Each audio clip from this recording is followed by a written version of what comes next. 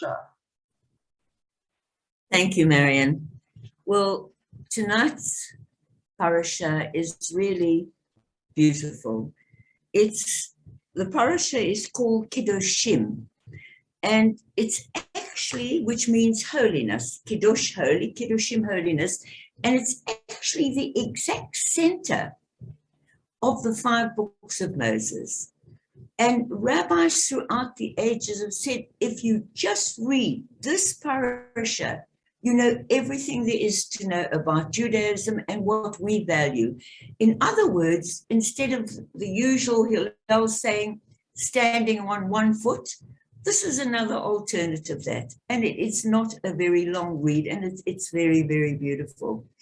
But all the great rabbis, particularly those in our era, because they have watched these words become a slow reality, and humanity hasn't achieved it yet. But particularly sages such as the late Jonathan Sachs, Zichronom Livracha, an incredible tzaddik who just passed away a few months ago, and other great rabbis even before him, but more towards the 20th century, has spoken about this importance of this parasha. And as I said, this remarkable chapter occupies the exact central position in Leviticus and therefore in the Pentateuch, or the 5 books of Moses. Now, something completely fundamental happens here that we haven't seen before, although we did have a hint of it much earlier in the Torah. But this beginning is one of the greatest, and according to Rabbi Jonathan Sachs, really acknowledged contributions of Judaism to the world. So this is what Hashem, through our nation and through the words of Moses in the Torah, and our prophets later on, of course, has contributed to the world. Up to this point, Leviticus has been mainly about sacrifices, purity, the sanctuary, and the priesthood, right up until this point. It's been about a holy place, holy offerings, the elite and holy people, Aaron and his descendants, who minister there to the people. Suddenly, in this chapter 19, the text completely changes and opens up to embrace all people and all of life. And it starts with the prophetic words. The Lord said to Moses, speak to the entire assembly of Israel. Now, this is the only time in Leviticus, the first and only time that Moses is commanded to speak to the entire nation in this way. Speak to the entire assembly of Israel and say to them, listen to this, be holy, because I, the Lord, your God, am holy. It's quite amazing because prior to this, people were not commanded to be holy. Only the elite were holy, the priests, etc. But here, not only people, but the whole of life, the whole of the planet, the whole of humanity is made holy in that one sentence. It didn't exist in that era at that time. Holiness was to be manifested not only in a priesthood or in pharaohs or in other ideologies where God was only manifested, or this higher energy was only manifested in the pharaohs or the kings. No. Here, for the first time, we hear it is to be manifested in a nation, the way it dresses, in plants, in the earth, in the fields, and most importantly, it was a holiness was manifested in the way we acted, not in who we commanded or controlled, which had been the norm in the world and society up to that point. The vulnerable, the deaf, the blind, the elderly, the stranger were to be afforded special protection. On Shabbat, the earth, the animals, the servants, ourselves, everyone had to rest. This is extraordinary. The whole society was to be governed by compassion without resentment or revenge. Now, that is actually the beginning of Western democracy. At that stage, it's still only ideas and thoughts, but it is what they call the democratization of holiness. And I don't know about you, but that makes me excited that we are part of a nation that could bring justice to the world and say, I'm holy, you holy. It doesn't matter what race or religion or ethnicity. It doesn't matter where you are, where you've been, or what you believe. You are holy just because you're part of the creation. So all ancient societies had priests. We weren't the only ones. For example, in the Torah to this point, we've already met Abraham's contemporary, Melchizedek, described as the priest of God Most High, Potiphar, you remember that name, Joseph's father-in-law, the Egyptian priests, we've met all of them, and we've met, of course, one of the most famous of priests who was not Jewish, and yet we learned from someone who wasn't Jewish, and God has that especially in the Torah as a lesson for us, and that was one of my favorites, Jethro, Moses' father-in-law, was a Midianite priest, and yet he was a man of God, because God also spoke to him. But the priesthood was not unique to Israel, but everywhere it was an elite with total power, control, and authority. Here is the first time we find a code of holiness directed to the people, to humanity as a whole. So, and we were told that to me, you will be a kingdom of priests and a holy nation. A kingdom of every member ought to be, in some sense, priests, and a nation that is entirely holy.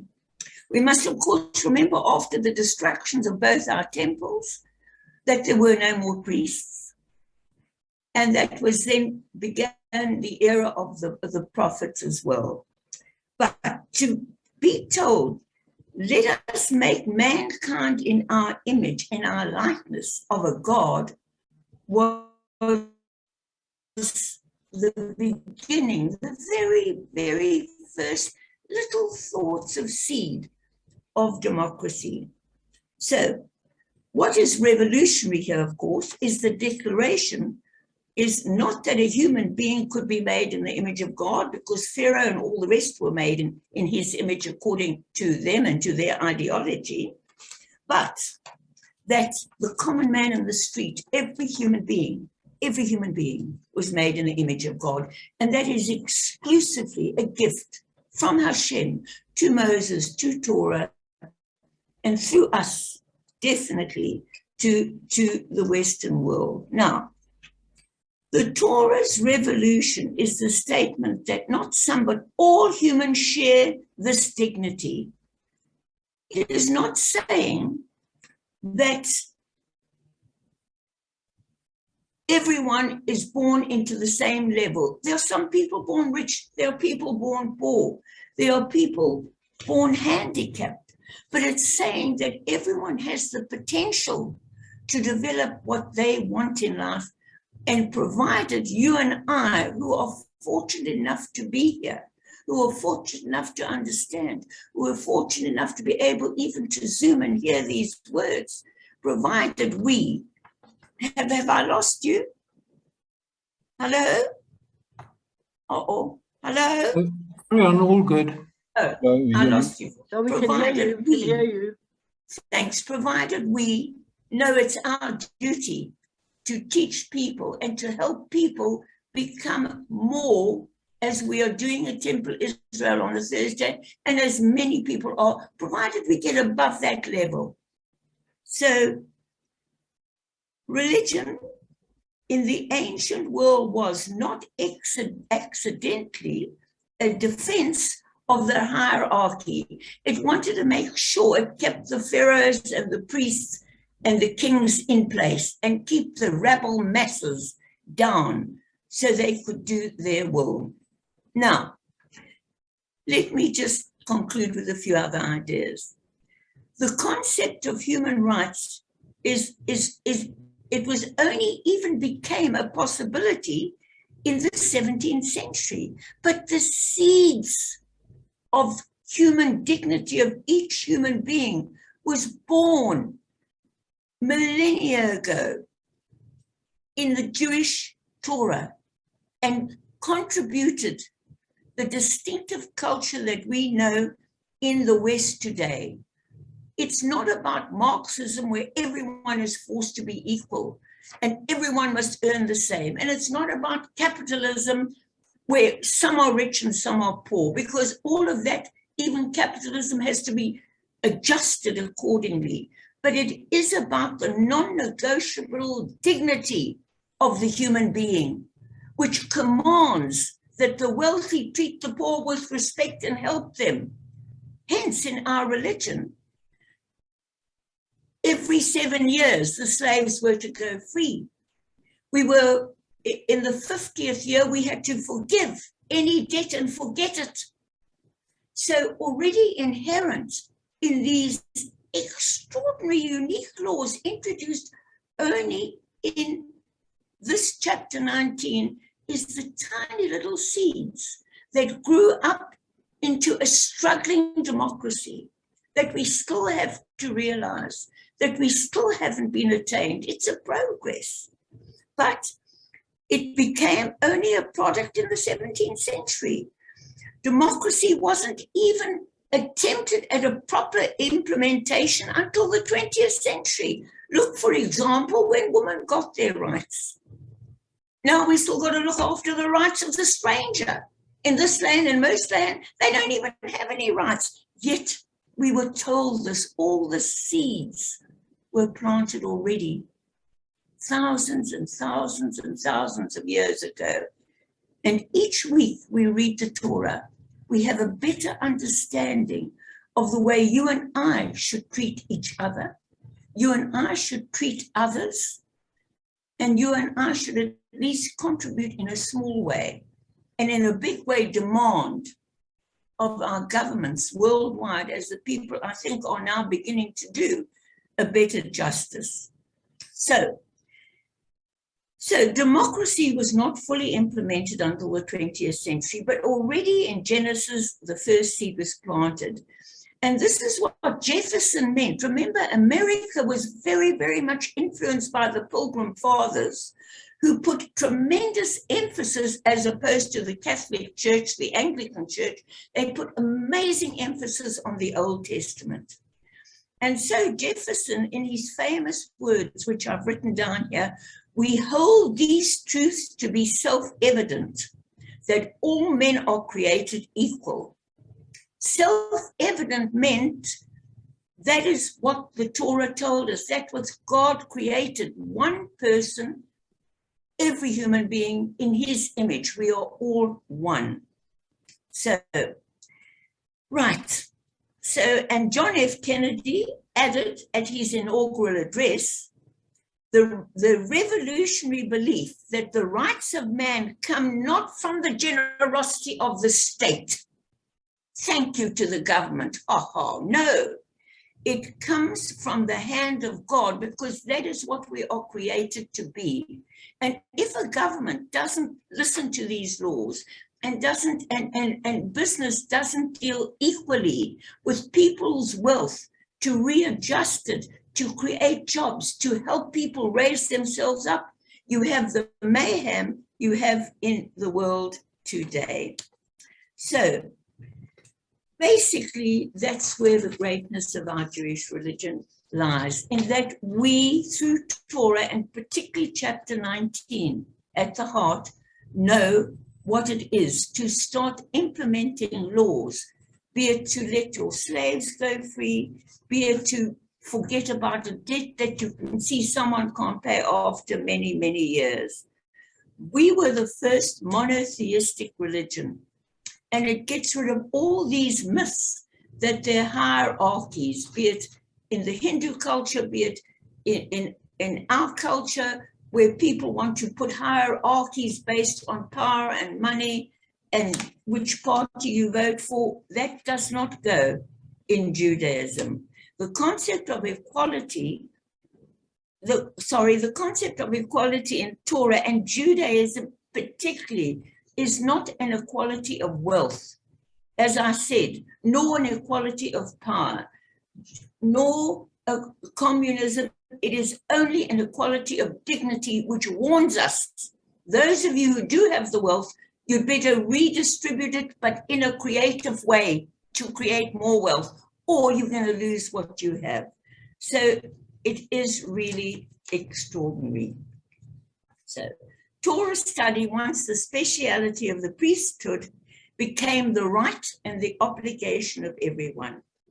Not everyone can wear the crown of the priesthood, but you and I and every person in this Shabbat Kabbalah service tonight can wear a crown of Torah, a Mazmer Talmid Chacham, a Torah scholar.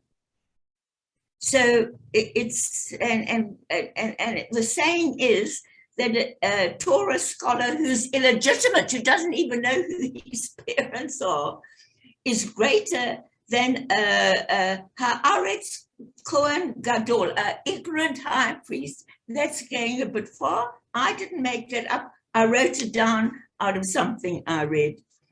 So let us see how we, in our own small way, and the people can encourage their governments by their votes, become a kingdom of priests and a holy nation, and encourage others to understand that power is not how much you have and how many votes you get, but how you're prepared to serve the people. Holiness belongs to all of us when we turn our lives in the service of God and society into a home for his divine presence. And Baruch Hashem, I trust Hashem is with us each in our own room, which is hallowed, which makes up Temple Israel, Hilbra. And Baruch Hashem tomorrow morning in the shul with Jacob using all he can so that we can get back to those hallowed walls and at the same time include those of you who can't join us. We will contribute to making the world a better place in the name of Hashem and Kedoshim. Shabbat Shalom.